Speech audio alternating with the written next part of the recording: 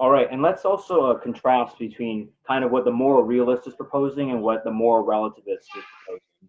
And Okay, well, relativism. Go ahead. prior to that, um, is the default if you reject moral realism necessarily moral relativism, or what are the different views there outside of moral? No, there are hundreds of views, to be quite honest. Yeah. Moral relativism is just another type of view. What you're basically saying is that morality is sort of relative to an individual or a culture, maybe your family. That's basically what you're trying to say. It's that there aren't these objective truths or these objective standards we have to follow. Morality is sort of defined by a culture or an individual, and so it's true for that individual, for that culture, but it's not objective beyond that. So that's one of the views. There's plenty of other views. I don't know if we have time to really get into it, but most people, when they think of subjective morality, that's tend to what they go to.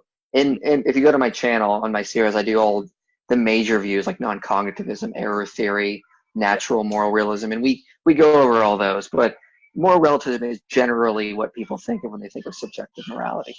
Mhm. And then I guess like the main objection that anybody would have against moral realism defined as that there are these dependent principles or like truths, let's say, or let's say moral opinions can be judged as being true or false. A lot of people would object and say, well, no, not exactly, because morality is just internal.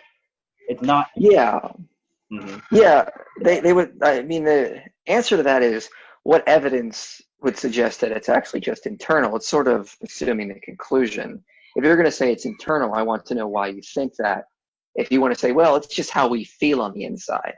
Well, I could feel that the earth is flat. That doesn't make it true. There are objective scientific facts beyond us that we should conform to.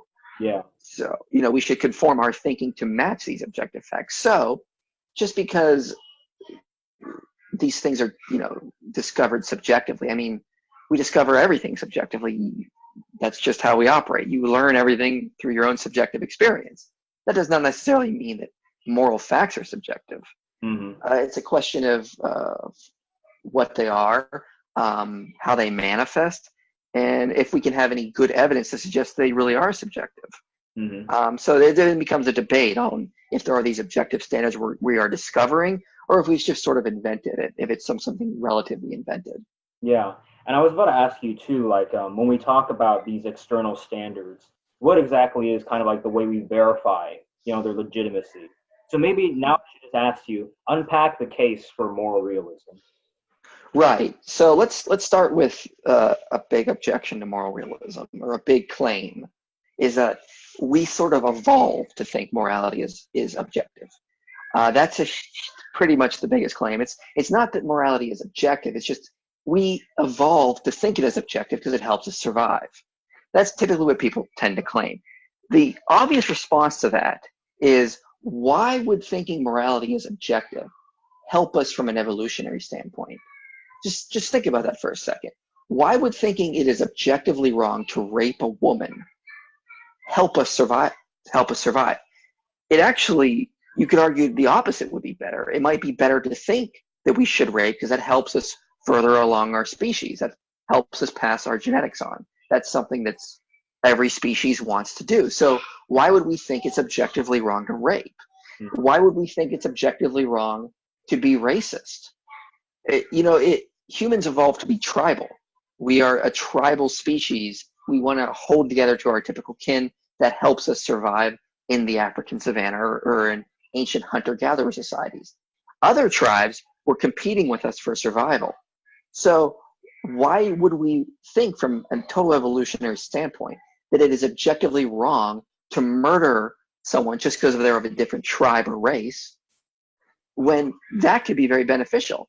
If I were a part of one tribe and we didn't have a lot of land, but we needed more land to survive, it would be a good thing from a survival standpoint to kill off another tribe so that we can take their resources in.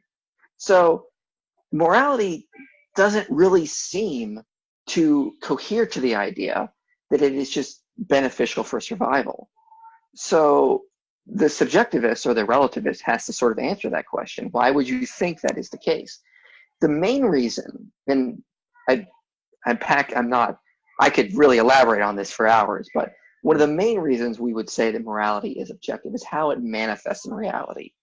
So the laws of logic or scientific truths, they manifest objectively. We recognize that there is an objective fact that the earth is round or that water is made of H2O. That's objectively true independent of us. We recognize logical laws are true. 2 + 2 will always equal 4. That's true independent of what we think of it. Mm-hmm. Those manifest in objective ways. They manifest to us objectively, these truths. Other things manifest to us or in us subjectively, like taste preferences or desires. The fact that I may prefer one flavor of ice cream, you may prefer a different, we recognize that to be a subjective thing, a difference between us. We don't say that I'm breaking some sort of objective law by liking a different flavor. So how do moral truths manifest? Well, basically just about every moral philosopher I've read acknowledges, even if they disagree with objective morality or moral realism, they acknowledge that they manifest in an intuitive sense that they are objective. So if that's the case, it seems more likely that evolution has just given us a sense or a sense of morality instead of just defining morality, giving us the ability to define our own morality. It seems more like that evolution has given us the ability to understand what objective moral truths are, like it's given us the ability to understand what objective scientific truths are. Mm-hmm. So it seems far more likely from an intuitive, self-evident standpoint that that's what moral truths are. And that's why the majority of moral philosophers now are moral realists. Mm. Yeah, and I think that one really important thing to talk about is the difference between epistemology and ontology, especially with this question, because oftentimes I've heard many people say, well, we acquire moral knowledge through experience, and experience is derived from, let's say, how we interact with people. So therefore, it just has to be the fact that it is, an epistemic question, nothing to do with ontology. What's your response to that? I mean, it's as you said, it's confusing epistemology with ontology. I mean, everything we learn, we have to learn it in an epistemic way. Epistemology is about knowledge. It's how do we gain knowledge? How do we justify knowledge? How do we know what truth is? So that's all has to be done from a subjective standpoint. Ontology is about what things are. So I can agree with a moral relativist that evolution has given us a sense of morality. It's given us a sense of moral truths. But I can disagree that that's all it is. So I would say that I was debating an atheist last week named Cosmic Skeptic. And one of the things I asked him, because he was going on about how evolution gave us our sense of morality, I just simply asked him, could it not be the case that evolution has just given us a sense of these objective facts instead of just giving us these subjective intuitions we just think are objective? What would be the reason for that? So you got to differentiate. Just because we learn certain things through a subjective experience, that does not mean that's all it is. If that was the case, you have to assume science, math, and logic are all subjective as well. And I guess somebody might be also willing to ask, how do we come to discover these moral truths? For example, with science, you have competing theories about objective reality. You have some type of verification, like, okay, which one corresponds, maybe some empiricism. But then I guess maybe I've already asked this, but, when we compare moral opinions, how does the moral realist propose that they're not just preferences, but there are moral truths that exist? And I remember I heard a philosopher one time in a debate say this. He says, it seems sort of self-evident. Now that may seem unsatisfying at first, but let me elaborate. I mean, think of something like moral progress. We tend to say we are living in a far better society than the Roman Empire because we don't crucify people. We don't whip people. We don't have slavery. We're not as racist. We're clearly moving towards a better society. Now, if we think we are objectively better than, say, the ancient Roman society, then that would be evidence of moral progress. So the basic argument is, again, how do moral facts manifest in reality in our actual actions? If they were manifesting in sort of a subjective way, like, well, I don't believe that torturing babies is for me, but if people in Africa want to do that, or if people in the Middle East, China, wherever, or even, there are sociopaths here, even in the West, yeah. If they want to do it, that's fine for them, but it's just not for me. That's not how they manifest. So I simply ask the question to a lot of moral subjectivists or relativists. is there someone somewhere in the world doing something you think they should stop doing, regardless of what they think? They will have to say yes, because we all, okay, then that means that you think there is some higher standard beyond that person that they should conform to regardless of what they think. Mm-hmm. And that meets the intuitive nature, or that meets our intuitive sense of how we understand objective facts, or moral facts. They seem to manifest in a way that are objective. And so the burden is on the moral relativist or the anti-realist to show that this intuitive sense is wrong. I have an intuitive sense that science is objective. If someone who thinks science is subjective comes along and they want to say, no, science is subjective, everyone would agree the burden is on them to show it. Why is it not that way when it comes to moral facts? Yeah, and that's a very interesting point. That was actually my next question. So I remember in your debate with Cosmic Skeptic, you kind of raised this point about our intuitions at least being reliable unless given good reasons otherwise.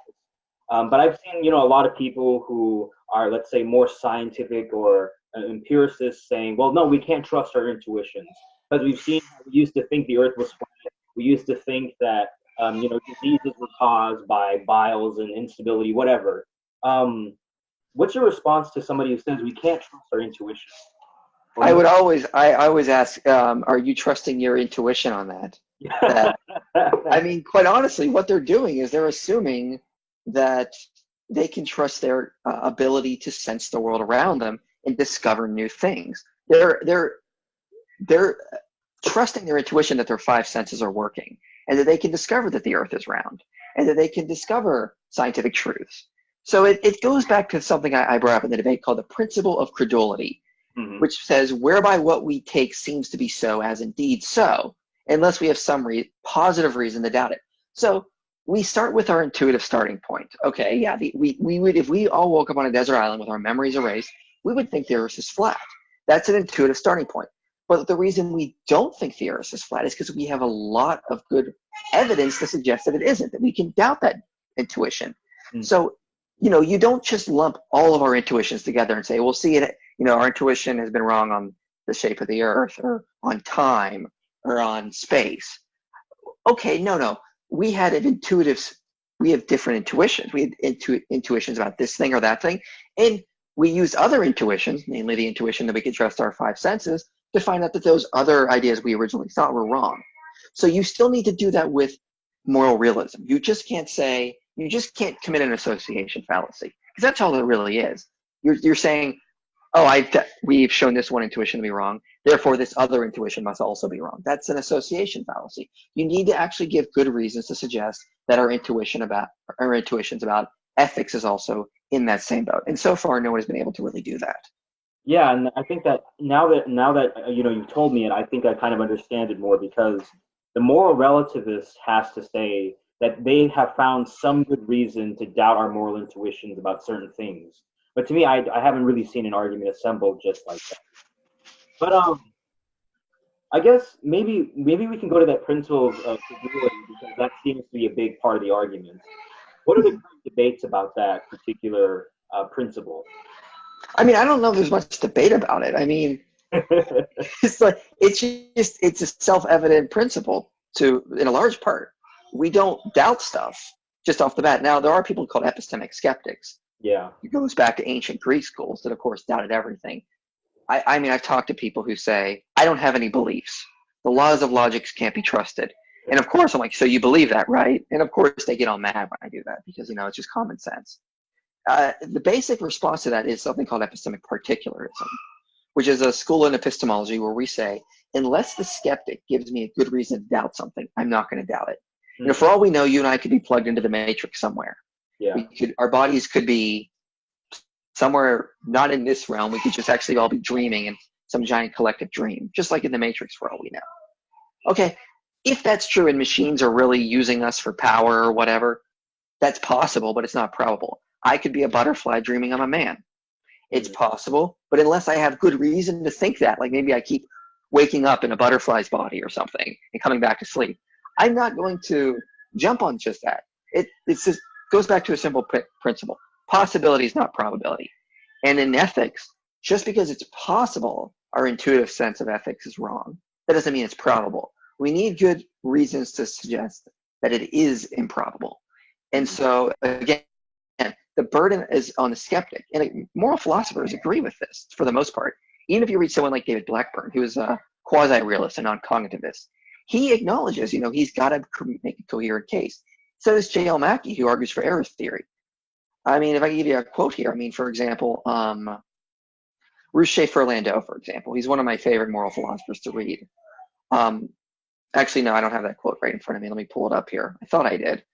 But, he basically just says that if realism about some domains is a credible position, then we need some further independent argument for thinking that moral realism is also implausible. So again, the burden needs to show that this intuition is wrong.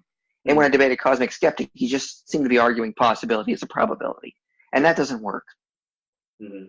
But then I guess, sometimes when I've gone into these debates myself, I've had this really weird moment where people start arguing, who are more relativists. Oh, you don't have the right to tell anybody what to do because morality is, subjective. And I'm like, how can you sustain a right if it's just all, subject to persons? How can you put that imposition upon me? But I think let's now kind of go to what the postmodernist objection might be. Or the postmodernists might propose that, yeah, moral truths don't exist, that there is no grand narrative to reality, but it has to do with power, so basically it's a cultural and societal argument. What would you say to that particular position? Postmodernism is one of the biggest mistakes of humanity. It has just caused so many problems. It's just, I understand why it came about. I just really wish it never would have caught on. But that itself is a power grab. Mm-hmm. That's what postmodernists want to do. If you look at groups like Antifa, which are quite embedded in postmodernist philosophy, even if they don't acknowledge it, they're trying to grab power through force. So you cannot, if all claims of truth are power grabs, then so is that truth. Mm-hmm. If you just can't separate. If you're going to say all claims to truth are just attempts to grab power, then that is also a truth you're stating, and therefore that is also an attempt to grab power. You get that crap out of here. You're not fooling anyone except yourself. Yeah. Do you think moral relativism is self-defeating at all? Possibly. I think it has. First of all, it has so many problems in it. If you look at my video, A Critique of Moral Relativism, it's just filled with problems. I guess one could argue it's not necessarily self-defeating because it's not claiming, because you can, believe there is some sort of objective truth. Like you can believe there are logical laws out there while thinking morality is subjective.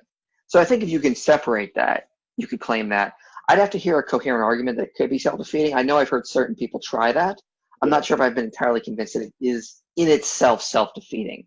I think it becomes self-defeating when a lot of moral relativists start claiming we ought to be tolerant of other cultures. And I'm like, okay, yeah. What if their culture is not about tolerance and you have to respect that, right? That's sort of where it starts to defeat itself. I don't know if it's self-defeating in objective truth in and of itself, like postmodernism would be. And actually, it would be really nice if you could maybe unpack more. Do you have other arguments against moral relativism? Because I know I watched some of the video, but could you unpack more of that? Sure. Think of cultural relativism, for example. Okay, so what the obvious question is, what defines a culture? Is it the family? Is it the region? Is it the nation? Is it your state? What if there's a Muslim family living in America that's from Western China? Whose culture are they defined by? What if a man from culture A has sex with a woman from culture C in culture B? Whose culture should they be judged by? What if the man in his culture cheating is perfectly normal, but in the culture they're having the affair in, that's punishable by death? Whose culture should you go by? It's completely undefinable. So if you're saying there are these objective standards that define cultures, you're assuming there's objective standards beyond the culture, and that's self-defeating in and of itself. So that's one way cultural relativism is pretty easily defeated. Another problem is the problem of the moral reformer. if cultural relativism is true, then someone like Martin Luther King Jr. was a heretic, and we should have stood against it because he was going against the culture of the South, and he was trying to fight against it. So we cannot say that he was a good moral person because he came in and wanted to change the moral culture, or the morals of the culture. Mm-hmm. So, that creates a lot of issues. Yeah, indeed. I guess now we could go to maybe some more other, naturalistic explanations. Let me try to understand first off your just kind of general case against these material explanations for our moral intuitions. The basic argument is that they can be kind of more like a platform or senses in which we do acquire this moral knowledge, but they don't necessarily give them their moral properties, their trueness or their falseness. Is that kind of accurate to what you're stating, or? So, are you saying that, are you talking about ethical naturalism, or are you talking about what I'm saying? Let's talk about ethical naturalism, yeah. Mm-hmm. Okay. Well, ethical naturalism, there's different forms of it, but basically what they would say is that morality, objective moral values and duties reduced to natural properties somehow.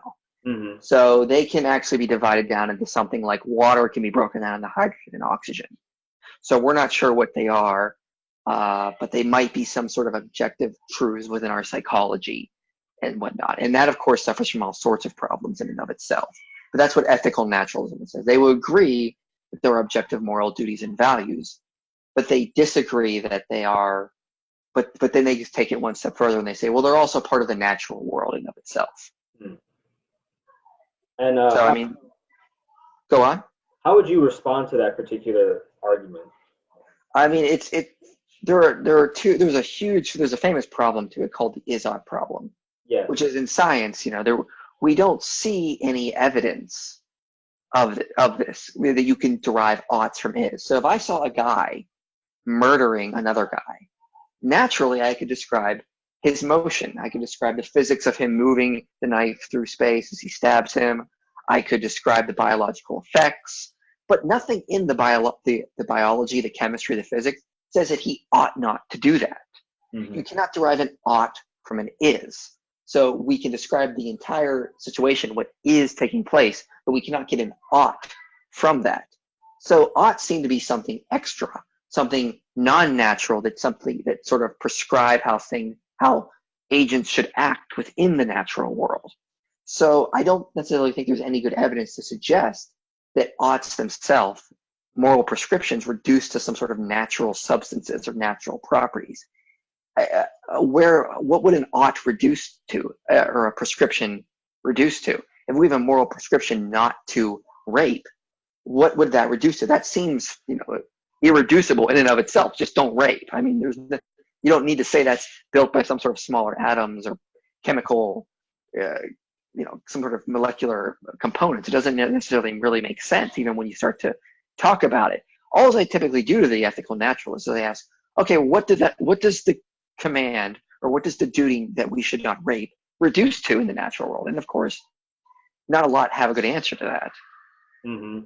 Yeah, and then now let's go down to maybe the final three questions of today.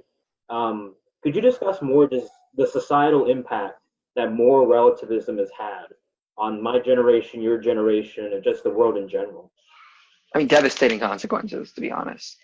It's kind of become a little ridiculous now, where we're told that things going on in other cultures are okay because they're other cultures. Mm-hmm. And I'm always like, but you're literally prescribing so many other things that, like, it doesn't make sense. So we're told that we should respect and be tolerant of other religions. Well, I agree. I don't think we should be killing each other. But then they want to take that one step further and say that they're all equally good, or they're all equally true, or just because in certain Middle Eastern countries women are forced to wear burqas. That's not our place to tell them they're wrong. I'm like, well, yes, it is. It's objectively wrong to force women to dress a certain way and not let them choose what they want to dress or how they want to dress. And then a lot of these people turn around and then say, well, Christians in our country, they need to be stopped. We need to make sure they keep their religions private. They can't be forcing their religion. They sort of more relativist today, not the philosophers, but the laymen. will pick and choose what they want to be relative about, and then prescribe objective facts. I would argue it's impossible not to prescribe objective moral duties. It's just impossible. If someone was truly a relativist, it's impossible to act out. And we see that manifesting in our generation today and in the culture today. Okay, and then next to last question, how did you think your debate with Cosmic Skeptic went? I thought it went really well. I was really happy with it. Mm-hmm. Again, I asked him a couple times, I want some evidence for your non-cognitive disposition. He never gave it to me. He just argued from possibility. Yeah. And again, I said, well, that's not convincing. And I pointed out to him, he has the burden to meet because this is intuitively objective. And he admitted that, but he did not admit, but he also thought he didn't have the burden so much. Yeah. So, I mean, I thought it went really well. I got a lot of good feedback from it. Typically in a debate, if you see, there will always be people that say their guy won, or there are always people that say, our guy won. It's just the way it is. But if you see people on that side saying you could have done better, or I was frustrated with this, that typically is a good sign. And I did see a little bit of it, and I didn't get any of that sort of feedback on it, but I did. So I was pretty happy with it and whatnot. And then finally, when it comes to affirming moral realism, to what extent do you think that is related to the moral argument for the existence of God? Because this is kind of something that fascinated me as I was listening to your debate. Yeah, I think if you affirm non-natural moral realism, it basically is believing in God. Because I don't understand how you could believe there are just these non-natural, objective obligations and prescriptions out there that we have to follow. Okay, where do they come from? What are they grounded in? I mean, epistemically, we can say that the good, the objective values and duties are epistemically distinct from its moral grounding source, which we say is God. Mm-hmm. But ontologically, we have to recognize they have to be the same thing. If you have objective moral values and duties, these objective moral obligations and prescriptions, they have to be grounded in something. So, I mean, to give you a quote here from Peter S. Williams, he says, I have moral obligations, but since I can't be obligated by anything non-personal, e.g. the evolutionary history of my species, I must be obligated by something personal. Since there are objective moral obligations that transcend all finite persons or groups thereof, there must therefore be a transcendent personal reality to whom we are most fundamentally obligated. So we have objective moral obligations. It just naturally follows that they're grounded in some sort of transcendent personal reality that we're obligated to. Mm-hmm. I say it's grounded in a necessary rational source. Mm-hmm. And that necessary rational source is who we call God, because this personal source is rational, personal, and prescribing things to us. That sounds very much like the concept of a creator type God that we would look to for moral guidance. It just naturally follows, I would say. So I think the moral argument just flows from non-natural moral realism. Mm-hmm. All right, well, thank you, Michael. Michael Jones, this has been a great time. Everybody, please go check out his page, Inspiring Philosophy. He has so much more content, so many other arguments. Thank you for spending your time with me and discussing this argument, and I hope that everything in the future goes well for you, Michael. Thanks, I appreciate you having me on. All right, this has been the 5th episode of Intellectual Conservatism. Everybody have a great day.